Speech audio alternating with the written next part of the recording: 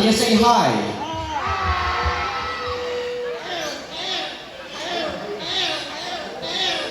So Yellow-crowned Amazon parrots are the most commonly kept Amazon species due to their excellent talking ability and playful nature. That's right. These types of birds are great at mimicking everyday sounds like a rooster, a cat, a dog, a telephone ringing, or even a whistle. Now let's start with the rooster first.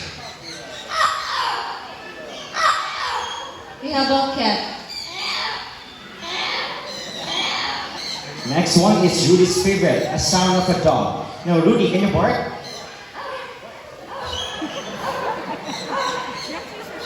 Next one is a telephone ringing.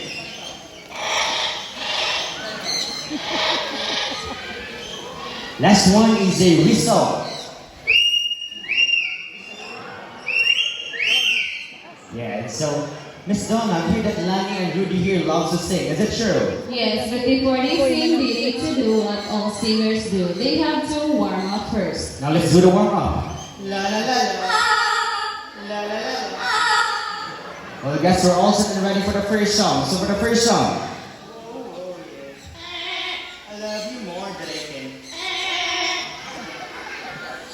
Oh, yeah. I love you more than I can.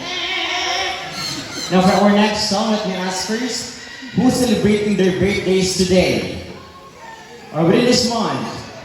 Alright, so happy birthday to all the celebrants. Now, Lani and Rudy, we have some celebrants here today. What will we do next?